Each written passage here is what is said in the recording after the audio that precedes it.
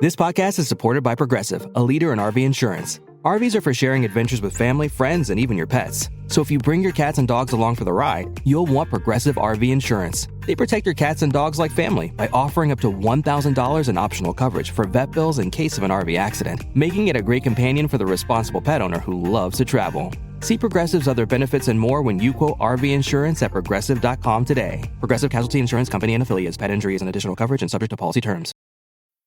BTW, FYI. Visit Nexplanon.com RN to learn about Nexplanon. It's an gestural implant, 68 milligrams radiopaque. Or ask your HCP IRL. Okay, TTYL. No brakes, no fear. The official British Speedway podcast. Welcome to this episode of No Brakes, No Fear. After the Easter weekend, the rain did its best to ruin all our plans, but we did get a bit of Speedway action across the UK. Leicester very much are a thread throughout this particular episode, because we've got reaction after their defeat at the hands of the Ipswich Witches. Of course, Leicester then bounced back with a victory over the Oxford Spires, and they've made a team change as well. We're here from Luke Becker. Yeah, it's definitely been a good solid start.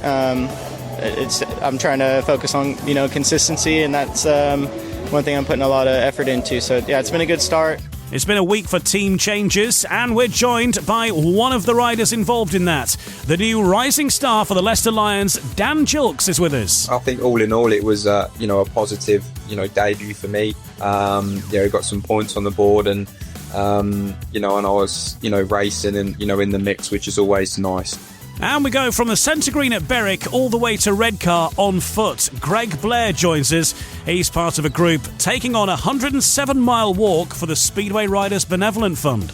I have bedded in the walking shoes quite well, so I'm hoping that I'm not going to get as many blisters as what everybody says I'm going to get. And we'll have a look ahead to all of the upcoming fixtures over the course of the next week here on No Brakes, No Fear. No brakes, no fear.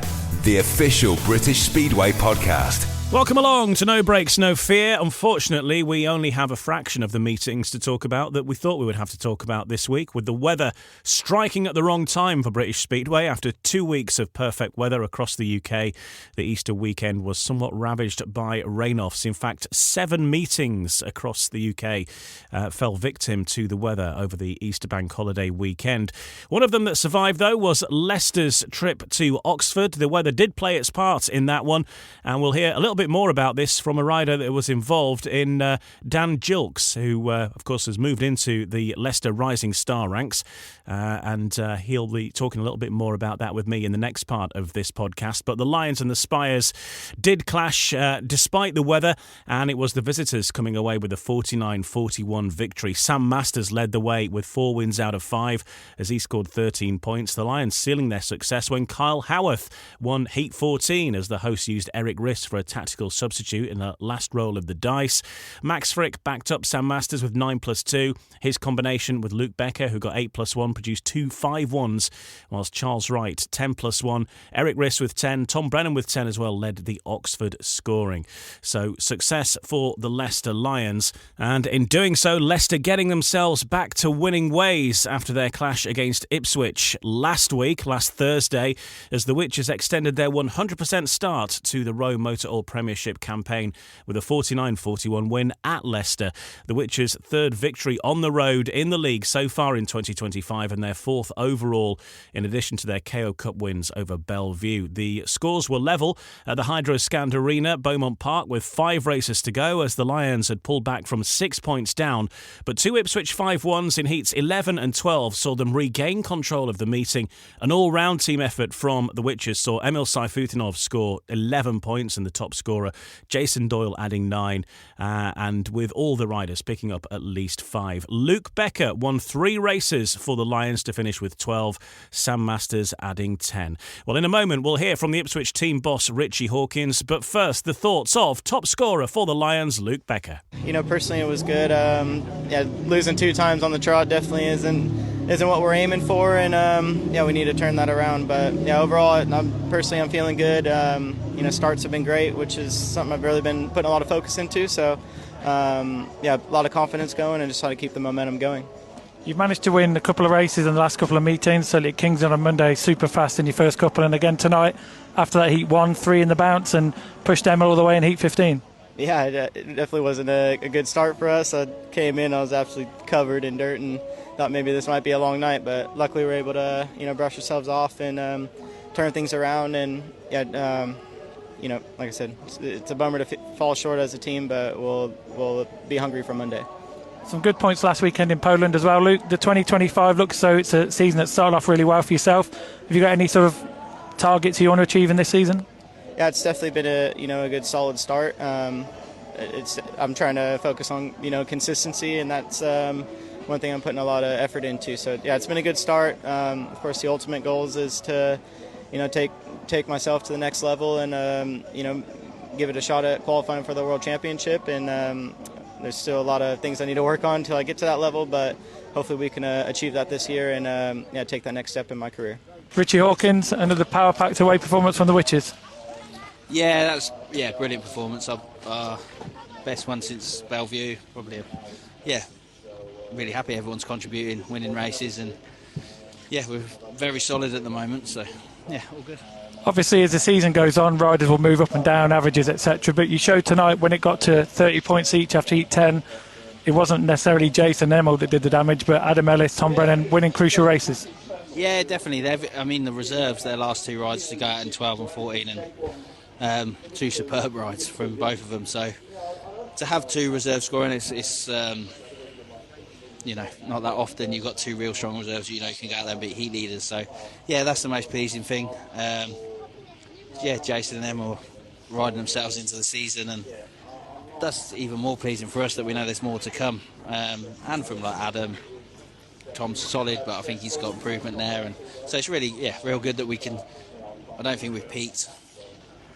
I guess it's a team manager and promoter's dream that when you put a team together 1 to 7, when they start to gel quite early, it sets the season up. And obviously, I know it's a long time to the playoffs, but you must already feel quietly confident it's going to be a decent season. Yeah, obviously, we sort of had this team in mind end of last season, really. But you don't know how everyone else is going to be. But once everyone's announced, it looks good on paper. But I don't think we quite expected us to be going as well as we are straight away. But anything can happen, like riders drop in and out of form and stuff, but we have started the season great. But this team hasn't sort of come together overnight. It's probably been 18 months before the start of this season. We've gradually got there. We're obviously very strong last year until all the injuries, but we've managed to keep everyone together. Obviously, you've had teams for the club in the past, likes of Golob, etc., way back, but this team have a chance to really go a long way this year and win plenty of trophies. Yeah, we're doing well at the moment. I know there's a lot of talk. I think it's a little bit exaggerated, and try and keep everyone's feet on the ground and expectations sort of realistic. But obviously, the way the season started, everyone's going to be happy, and we got to enjoy it. And we have a lot of travelling fans that go. They'll have a nice bank holiday now, and it's good. Looking at the Row Motor All Premiership fixtures then for the week ahead. We've got action on Thursday. Ipswich Witches hosting the Birmingham Brummies, the second part of that clash. And Ipswich just narrowly ahead on aggregate, 47-43. So all to play for there at Foxhall on Thursday night. Sheffield and Oxford clash for the first time of the season. That's at 7:30 at Overton. And then looking ahead to Monday in the Row Motor All Premiership, we've got action at Perry Bar, Birmingham against Leicester.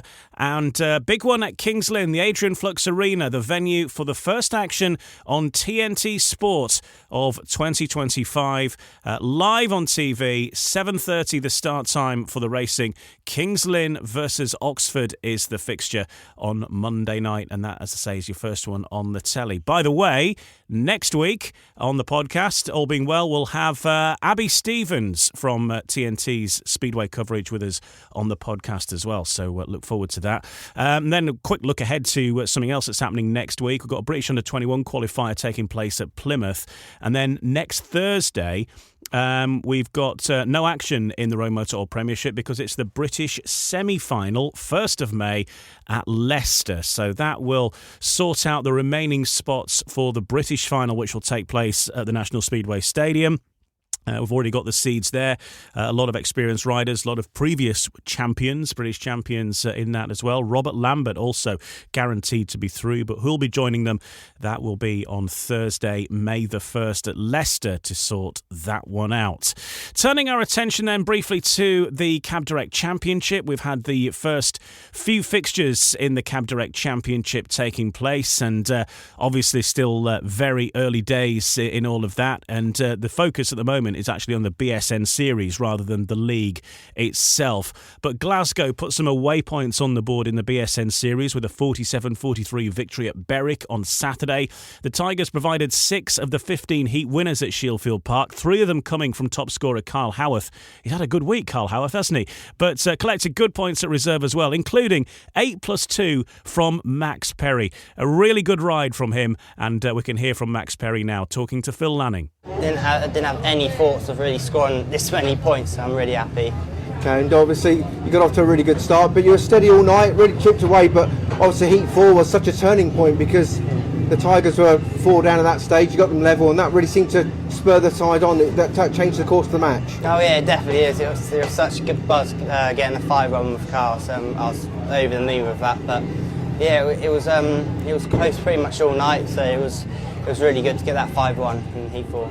You've been through so much over the past year or so, and struggling to get your form in the championship, but to come here and get paid 10, you must be just so relieved, and at the same time to have play such an important part in an important win. Yeah, it definitely is. It feels like everything's starting to pay off now. All the hard work we've done through the winter and leading up to the start of the season. So yeah, it's been really good. So, first blood to the Glasgow Tigers in the Scottish section of the BSN series. Let's hear now from the Glasgow team boss, Cammy Brown, with Phil Lanning. We came to try and win, and we got a really good away victory.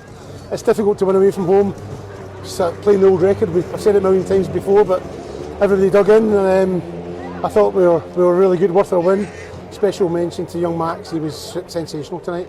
And Carl Howarth, that Heat 4, Carl Howarth and Max Perry's 5-1 in Heat 4 seemed to turn the tide and seemed to boost the whole team. Yeah, that turned the tide, but the team on track were really up for it, and I love the enthusiasm, and I knew we were going to have a performance tonight, but the track was a bit tricky, and the boys handled it really well, and I think when everyone fires, we're going to be a formidable team.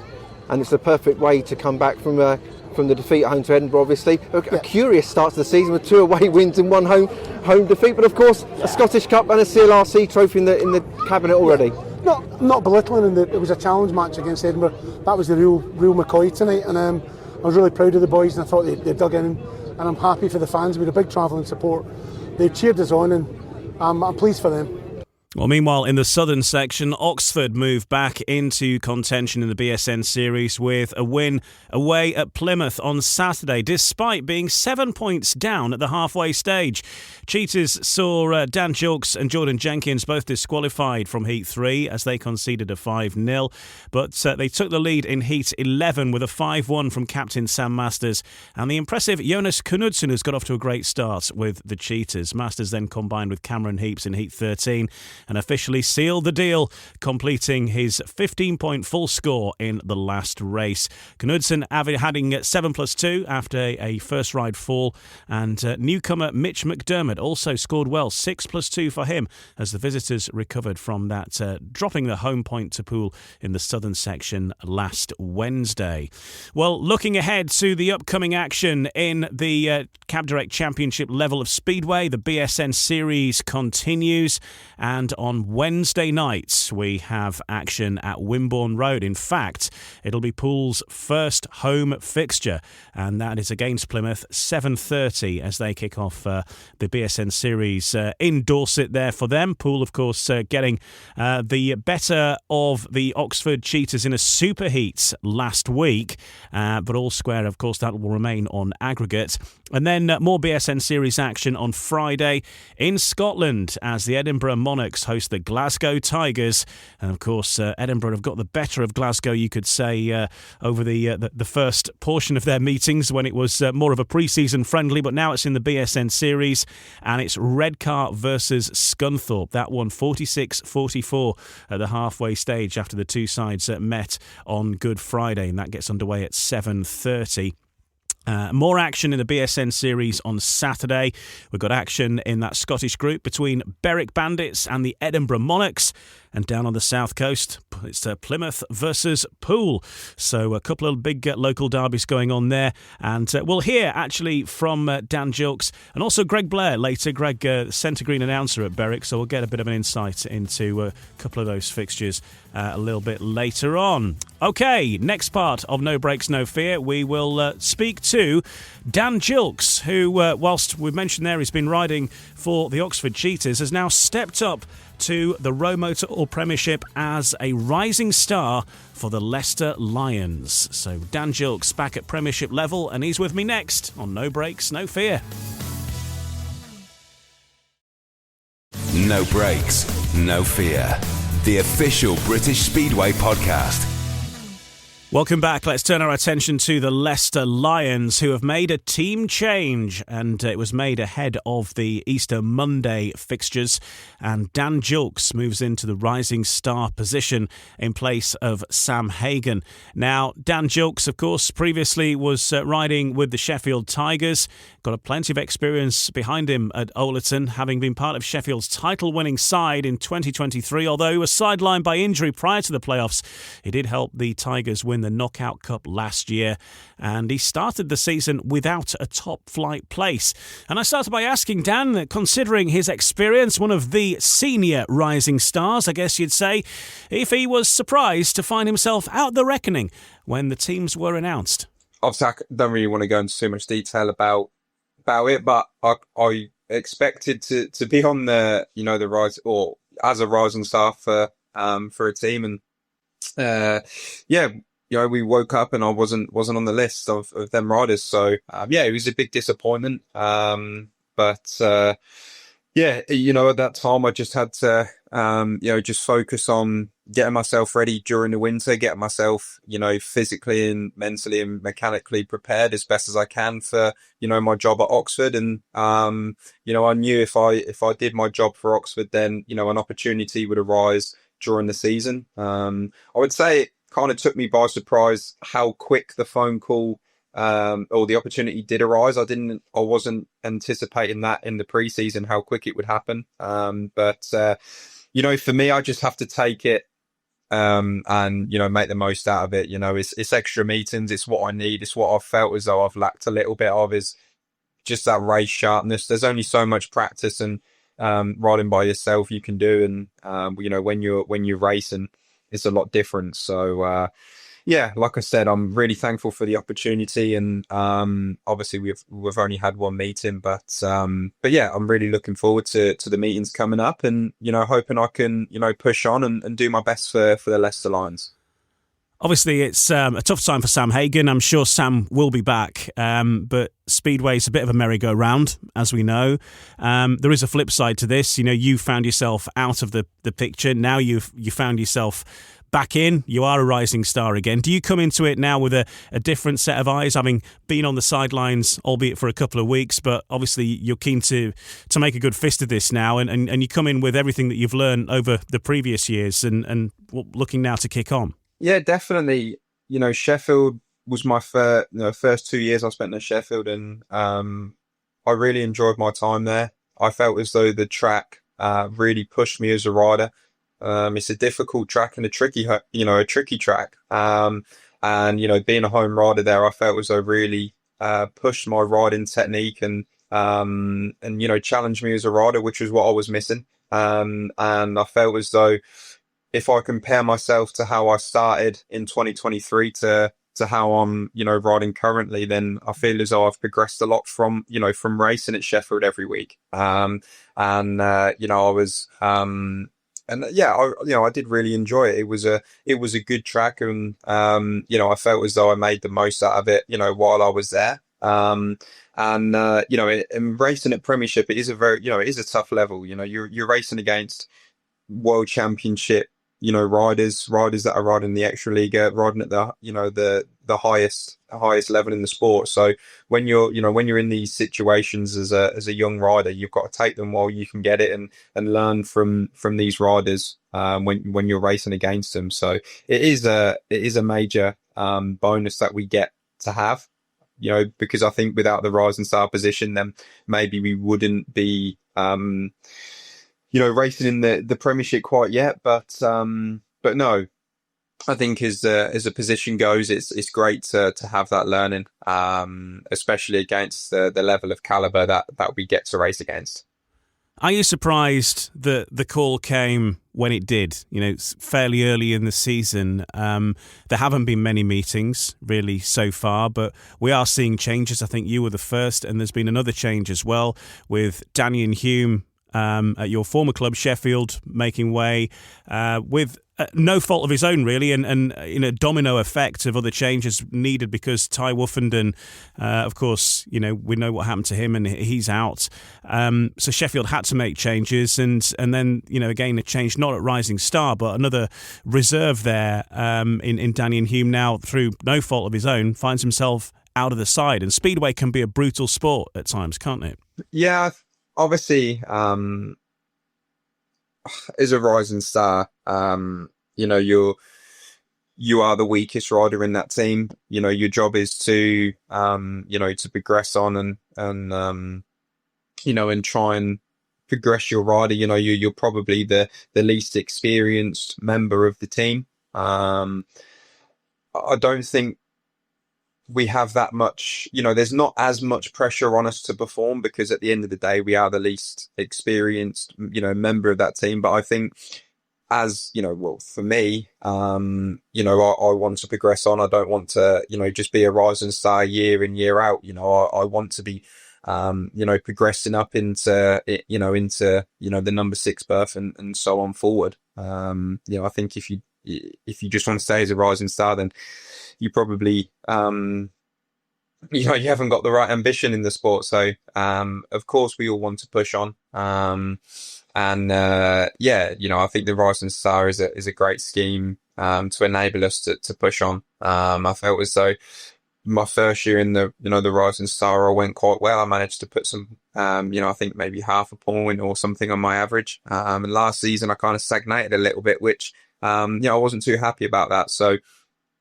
we kind of evaluated last year, the positives and the negatives and, what went wrong and how we feel we can improve this year. I feel as though we've, eliminated some of them, negatives and, we can start to progress on and, do the best job I can at Rising Star. But obviously from, Daniel's perspective, Speedway is a tough game at times. I was obviously on the end of it at the start of, or the end of last year, with, when the Rising Stars got announced. And, it is a tough pill to take, especially if you don't feel as though you was riding particularly bad. But unfortunately, that's Speedway and, there's nothing as us, as riders, we can particularly do or say that's going to improve the situation. We just have to do the best job we can when we get given these opportunities. Is like I said, anything can change. And, obviously best wishes to Ty. It was an absolutely awful crash. And, wish him the best. But yeah, unfortunately these things happen. And, sometimes it can be taken out of a rider's hands and, they're forced into changes. So, like I said, there's not really too much I can say about it. It's part of the sport and, we're all aware that these things can happen and, these things can change at the drop of a hat. And unfortunately it's come at the price of Dan Nine in the situation. Looking at your debut then for Leicester, it was at Oxford, and for those who aren't aware, a bit of an irony in that because you ride for Oxford in the Championship this season, so back to familiar surroundings, but I guess, a track well. I know the conditions weren't perfect because the weather was a little bit iffy on the day, but you're not the only rider in the Leicester team doing that because Sam Masters, of course, rides for Oxford as well, so you had a bit of home advantage, I guess, through the Leicester side as a result of that, but maybe slightly strange heading there and heading to the away dressing room a few days after being in the home one. Yeah, definitely. I think it was a bit of a weird situation, to be in, obviously with a new team with Leicester and, coming to my home track in the Championship, it was a bit strange. But it is a track that I enjoy, and I've done a couple meetings there this year, so the track conditions were a lot different to what we used to with the rain, and obviously I know Jamie had to set the track up differently to so the meeting would carry on even if we did get rain, which credit to him. The track was was rideable. We managed to get the full 15 races, which was good, and we there was a massive crowd, which was nice to see as well. So the track conditions were tough, they were challenging. I personally struggled a little bit to kind of adapt to them conditions. I dropped a few points just by silly mistakes, which we're trying to eliminate really. But I think all in all it was a positive debut for me. Got some points on the board, and and I was racing and in the mix, which is always nice. Sometimes as a rising star, when you're not out against another reserve, and you've got, for example, my last heat was heat 14 when Eric Riss and Peter, sometimes you can be miles off the pace, but, to be in the mix and on the pace and, was nice. But, like I said, challenging conditions for sure. But no, we got the win on the night, which was good. Obviously had a few bike problems, which is, just made it even more stressful in the, in the pits. Obviously Drew had a few bike problems as well. So, down our end of the pits was quite stressful at times. But all in all, the main thing is that we got a win, for Leicester, which we did. So we did that, and, all the boys, tried to help us out even when we did have the bike problems. So, other riders, mechanics and everything helped us out in the pits, which is really nice of them. So thank you to them for giving us a hand. And, I enjoyed my debut. I never worked with Stuart before. He's definitely a different type of team manager than what I'm used to, but he's enjoying it. It's a fresh start for me, a new challenge, and I'm enjoying. I'm looking forward to coming and making my home debut. And it's a sort of a fairly quiet period really for Leicester, isn't it? You've got a fixture coming up next Monday, but they've got the British semi-final on the way, which is ironically obviously at Leicester. So a bit of a blank day otherwise, and then it's a little while before you've got another fixture. So it is is that a good time to make the change? Give you time to sort of get up to speed and make any preparations you need to make, or invest in any equipment you might need, or get organised, I suppose, as well, travel plans and all that kind of stuff? Yeah, I mean, to be honest, I haven't really had time to look at the fixtures too much. I don't really know. I know I've got a week off now until Monday. I think we're at Birmingham on Monday. I haven't really looked past then at the moment. I just try and take one meeting at a time. But yeah, obviously, if you say it's a bit of a quiet period, then it is. I think it's gets us dialed in. Hopefully, we can have a few laps around Leicester before the home meeting, just to make sure we're all dialed in, and with the setups and the bikes and the engines and things. It would be nice to do that, and just so I can, like I said before, being a rising star, we are the least experienced members and potentially the weakest riders in the team. So if I can get dialed in on my home track and give us an advantage, then that would be great. But I just need to take each meeting as it comes, learn from each meeting, and learn from the other boys as well. Like you said, we've got Max and Max, Sam, Dougie, and they're riding at a real high level. And obviously I've rode with Kyle before at Sheffield, so I know Kyle quite well, and I know Drew well as well. So it is a real good team, and I felt as though I slotted in quite well. I got on with everyone, and everybody was trying to help me out as well, which is nice. So I'm looking forward to the meetings coming up with Leicester, and just like I said, focus on Monday now and get everything prepared for that.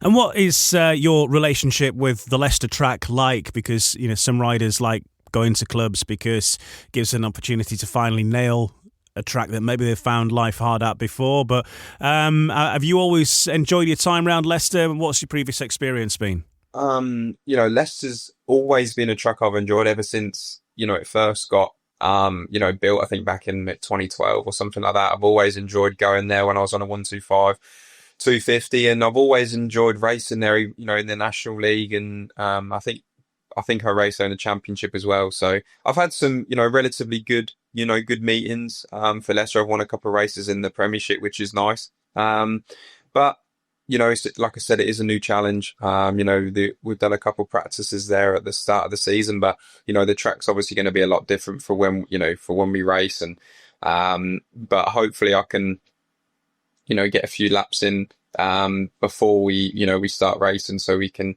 dial things in and get 100% confident with the setups and everything we're using around there. But no, I'm looking forward to it. It is a different track, obviously from Sheffield. It's a very different track to Leicester. So dial everything in, and I'm pretty confident the boys will help me out as well. Kyle's taken to it real well from his transition to Sheffield. So ask plenty of questions, and I'm sure it'll be fine. Looking at the championship situation, then we've already mentioned that you're riding for Oxford Cheetahs this year. You sort of ended the season with them really as a bit of a sort of semi-permanent guest, I suppose, with the injury problems that they had, and obviously made an impression. But how's it gone for you so far? You've had a couple of meetings now under your belt, and for Oxford, seems to they're there or thereabouts. Obviously, that bit of frustration last week with the superheat against Poole, but then getting back to winning ways against Plymouth in the BSN series. So steady away for the Cheetahs really so far. My first meeting went really well. Couldn't have asked for it to go, much better. And, the second home meeting against Paul, I just struggled a little bit, just with my consistency, which, we're trying to iron out. But, it is still early in the season. Try not to get too stressed or overthink it too much. And then had a good end to the meeting at Plymouth. So, credit to the track staff at Plymouth. The changes they've made to the track have been, I think, to be honest, it's the best I've ever rode Plymouth. The track shape and everything's absolutely mega. And, they were faced with some very, bad weather the day before and the day of the meeting. And, the track was absolutely perfect. I think it created a lot of good racing. We managed to get the win on the night, which was mega. Even with what happened early on in the meeting, conceding a 5-0 and stuff like that, and to come back and win, it just it was good. We're all pretty much a young team. We've got Sam and Cam, 1 and 5, and and then underneath them, we're all young and trying to progress on in the sport, which is quite a nice dynamic to have. So it's I am enjoying both teams I'm riding for at the moment. Get on with both teams, and the riders, my teammates are real cool as well. So like I said, I'm happy with my racing at the moment. Keep progressing, keep learning, and keep trying to get as much information from the my boys, and keep learning. Yeah, you talk about that thing. It's not often you see a 5-0, but it was you and Jordan Jenkins in the heat, wasn't it? I've only got that you were just disqualified. I've got no further info. What was it? Was it two separate incidents, or? Yeah, so the first station, I was on the outside, coming into Ben's 3, and Jordan was on the inside, and we come together. So I come down, and then in the rerun, I didn't manage to see the rerun because I was brushing myself down and getting the bikes ready. But Jordan come down in the rerun, he got excluded, so it was a 5-0. And I know, Jonas Knudsen come down when he was on a 5-1 in Heat 1, and he come down when in second place. So we had quite a few, challenges and, mistakes that we made in the early block of heats, but we managed to put it right for the end of the meeting and, get plenty of heat advantages on the board and come away with the win, which was the main thing. And yeah, you're right. They have made some changes again to Plymouth, haven't they, to try and make the track ride maybe a bit faster. And I guess these changes, they keep you on your toes as a rider as well. Yeah, definitely. Obviously, I spent probably 1.5 years because of injury at Plymouth. But yeah, the track, obviously, they'd made a lot of changes to the track last year, and then they've made even more this year. So you do have to run a slightly different setup now than what I was used to. And coming from my first 2 rides, obviously I fell off in the first one and then last in the second one. that is a tough start to the meeting. It's, it can't really get much worse than that. So to bounce back with, I think it was either heat 10 or 11, I can't remember which one was out, and to bounce back with a win, lifting my confidence straight up, and we knew that the changes we'd made to the bike were in the right direction. And then, a second place in the next one. So it was, we knew, it was nice to know that we was heading in the right direction with the setup. And Glasgow, I mean, the last time I rode there, the first time and the last time I rode there was the British Under-21 final. I haven't been there since. So, but no, I think the whole of British Speedway, is improving. The tracks are improving, and as a whole, we're getting stronger. The leagues are getting stronger, which is nice to see. And for you personally, what are your aims or objectives individually this year? Have you got your eye on anything?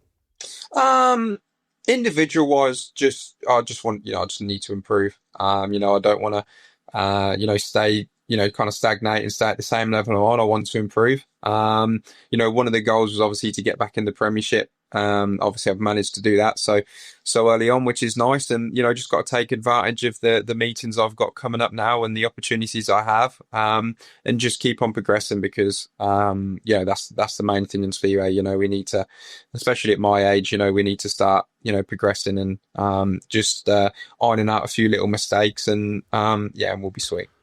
Speedway is a high-pressure sport. We know that. There's also not a massive amount of riders around, but there's also not a massive amount of team spots around as well. Are you aware of any, or do you feel any kind of pressure from outside?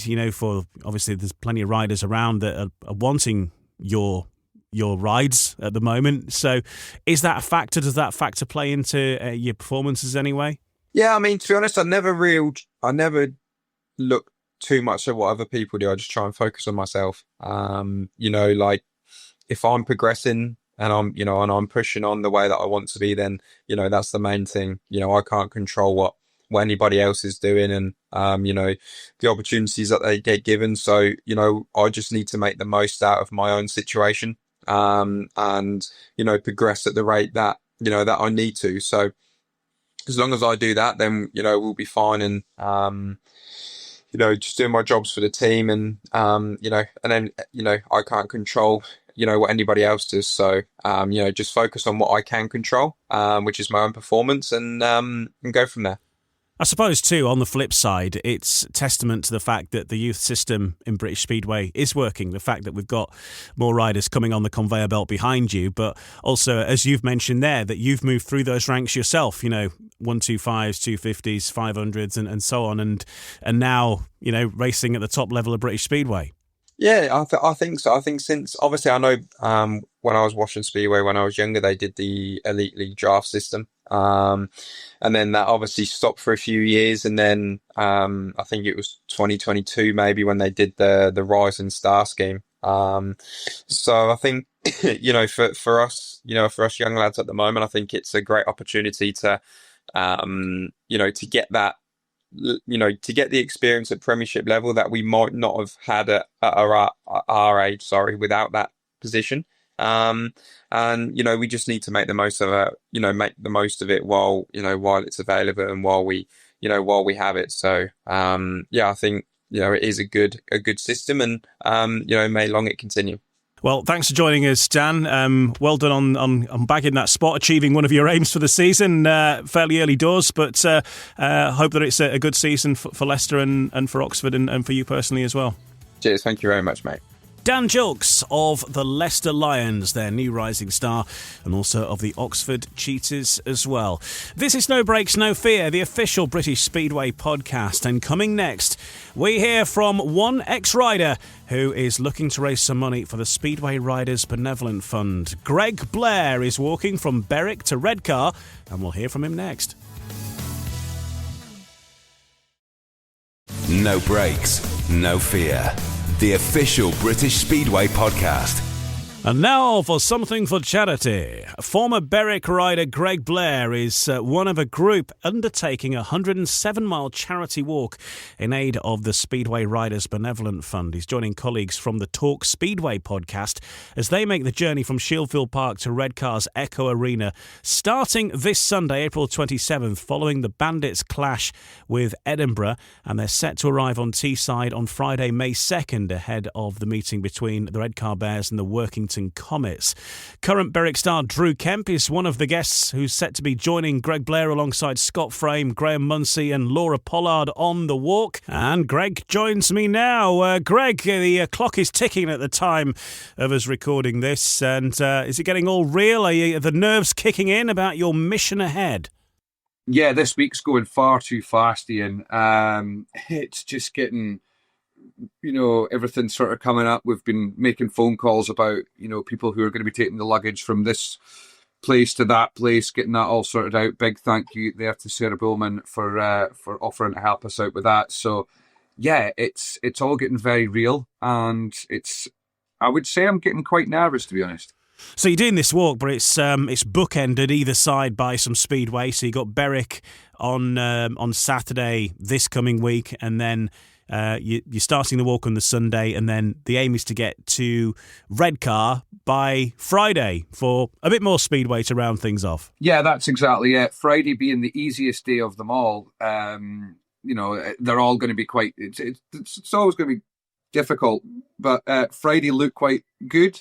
For the distance that we've got to go. So it's Sedgefield to Redcar, and we're just hoping that we can, get there on time. The weather looks good, so there's not a chance of rain off going to happen, which would have been an absolute disaster walking to an empty stadium. But it's going to be good to see everybody when we get there. And I tell you, to be honest with you, I don't think I've ever thought that I would be so happy to see Roy Clark and seeing him with a microphone in hand at Redcar. I'm really going to be thrilled because that's it. It's going to be done. And then I've got to walk about in the centre green at Berwick on the Saturday night after the walk. So I may take a stool with me just to sit out there. I'm just looking at the weather ahead from my trusty app, which is usually never far wrong apart from when it is. And it looks like that, this sort of next week is actually going to be a pretty nice week weather-wise. So from that point of view, at least there, I'll show you just to prove I'm not making it up, but it is looking like a week of sunshine ahead. So fingers crossed that does turn out to be the case for all of us. So it's yourself, you've got Scott Frame, who many people will know from the Talk Speedway podcast, and you've got Laura Pollard as well, who's joined you on the podcast this season, but she's involved with Oxford Speedway as well. So the three of you are doing it, but you've got a few people joining you for parts of it along the way as well. Yeah, there's going to be a few people that are turning up to come along with us. A few people leaving from Berwick. I think we've managed to get Daniel Hume's going to join us on the Sunday. And riders, I think we're going to try and force Jason Edwards in it. And Danny King. Danny King's going to take a bit of a wander with us as well throughout it. And then, throughout the whole thing, there was riders that were going to be coming, but then they've signed for clubs and now they've schedules different. And you know what it's like in Speedway, things will change all the time. So we've not got some of the ones that were coming aren't coming, but yeah, I'm sure we'll be picking up a few on the way because, there can be quite a lot of persuasive chaps happening in the black and gold. So on the Saturday night, we'll maybe see if we can get them. And funny that, Ian, you're going to be there with BSN on the Saturday night. I mean, you in the black and gold, yeah. you never know. Watch this space. We might actually convince Ian to join us for a wee bit of it. We'll have a look at that because I'm just looking at my diary. It of course is packed, but the end of the week, of course. Yeah, well, we've got a BSN meeting on the Friday, so we're in Edinburgh, I think, on that one. But you're not far away from where I am, so I'll maybe try and come and join you on your Thursday or something like that. That could be doable. So you're raising money for the Speedway Riders Benevolent Fund. We don't really need to explain too much about why that charity is important, but obviously, you've been a rider, you've seen sort of firsthand and witnessed firsthand the dangers and how quickly Speedway can change, but also, some notable riders, obviously, particularly involved with Berwick, but, there are some notable riders at Berwick. I'm thinking probably Ricky Ashworth particularly, who are one of the examples of the longer term care that the Ben Fund really get involved in supporting training riders. It's not just the breaks and sprains. It's life, sometimes life-changing injuries or injuries longer into life that flare up, and riders need help later in life.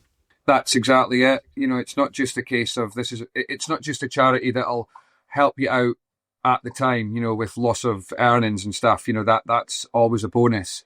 Because riders, when they're racing, they're getting paid, and sometimes a lot of the riders, especially nowadays, do have jobs, not just Speedway.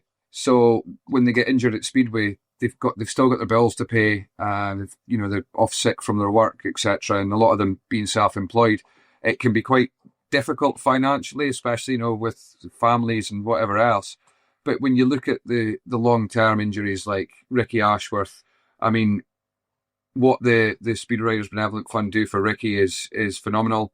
He gets a good life from what the injuries that did happen. And I mean, when we're at the Ben Fund with BSM, we were chatting to Gary Stead as well, and Gary Stead has unfortunately had quite a big surgery recently, but wasn't through Speedway.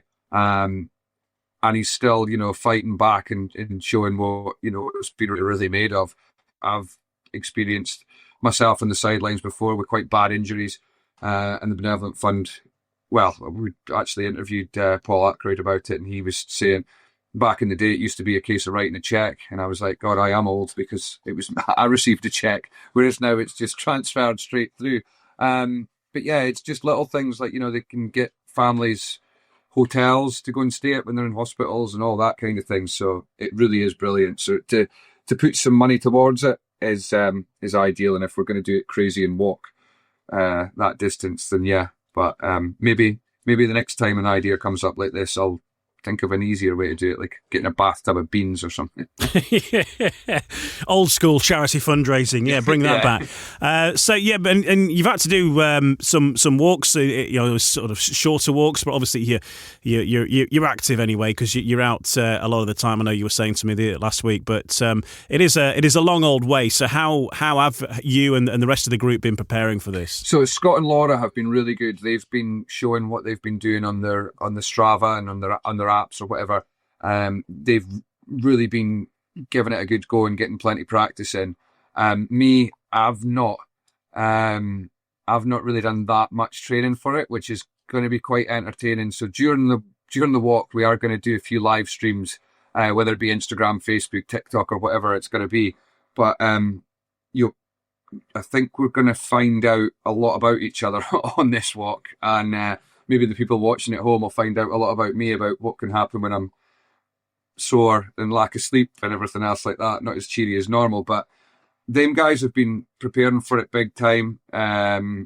Scott actually had a moment where he was out and he thought he was going to be getting mugged, but when he was just doing his training for his walk, he thought he was getting mugged, but it turns out he wasn't. But he was panicking about it. He says the things that go through your mind when you're on your own, it was just a couple of guys were following him on the same route.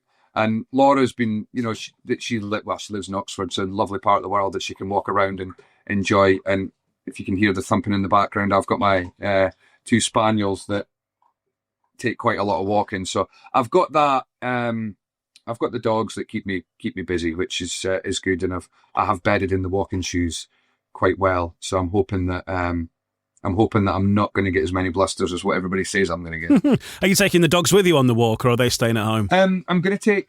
Well, Ollie's now... He's coming up 10, so I don't think he'd be able to manage the whole thing. But his son, Mac, who's going to be he's actually turning 1 the Saturday after the walk. I'm going to take him for some of it, because there is I've yet tired that dog out. I can't do it. It's impossible. He just does not stop. So I'll take him out with me for, maybe a little bit of it. It's quite, I enjoy it.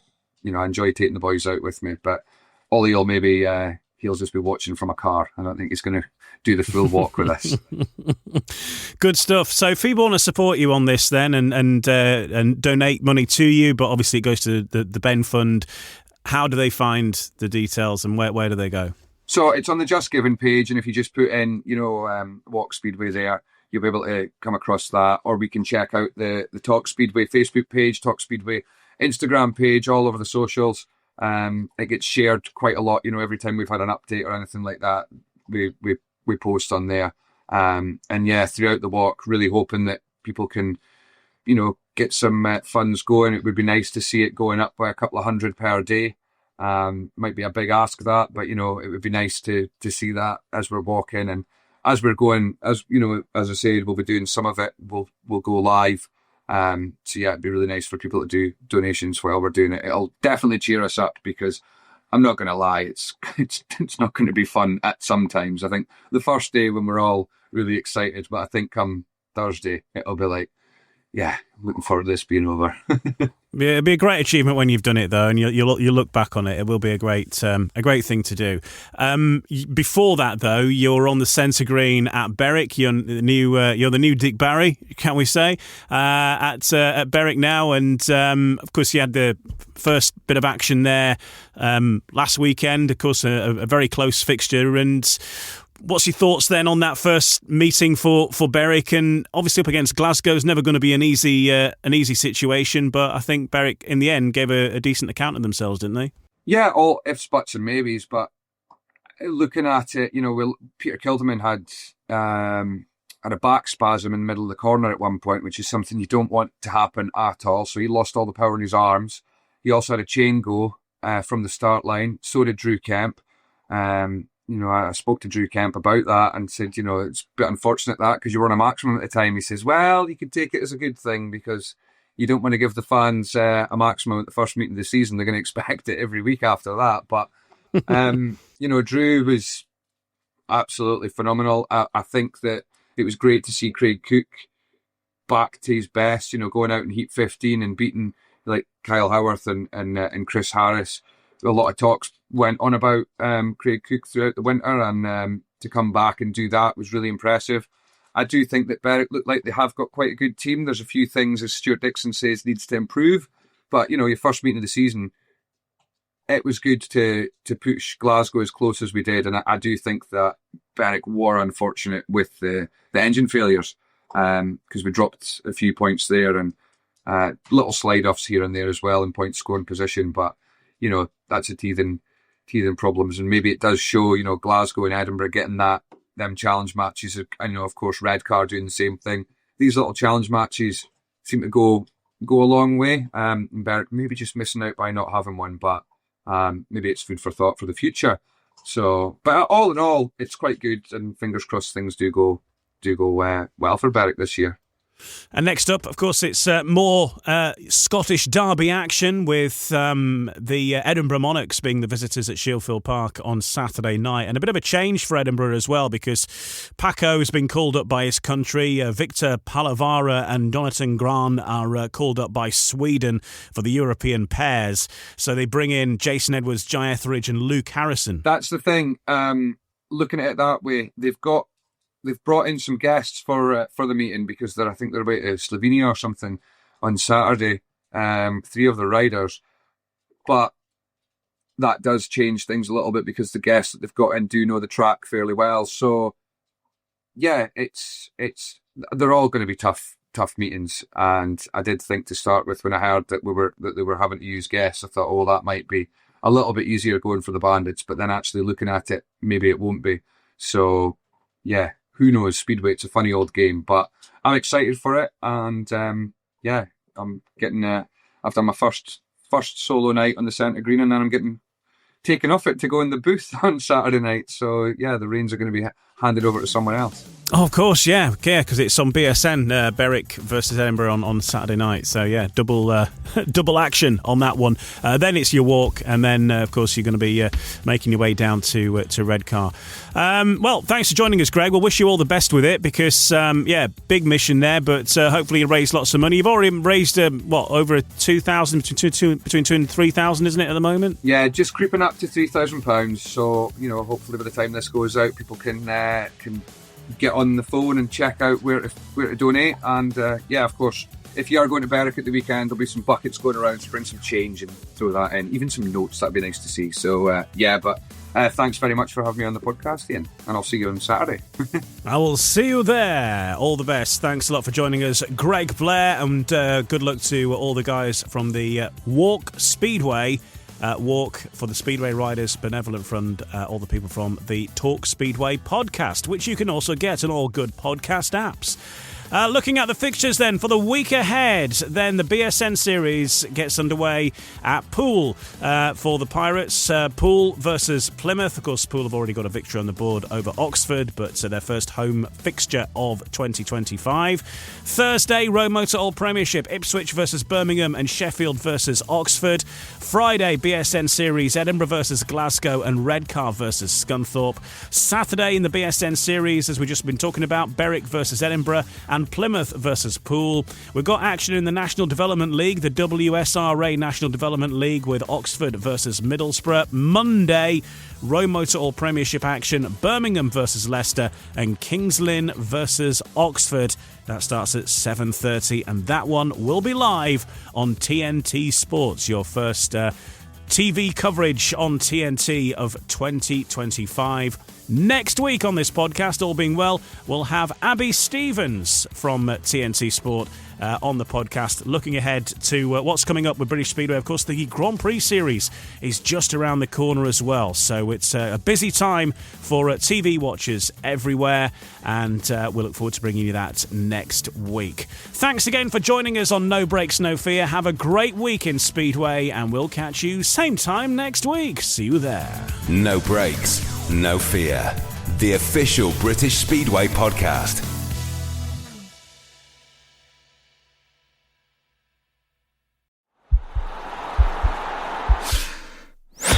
This podcast is part of the Sports Social Podcast Network.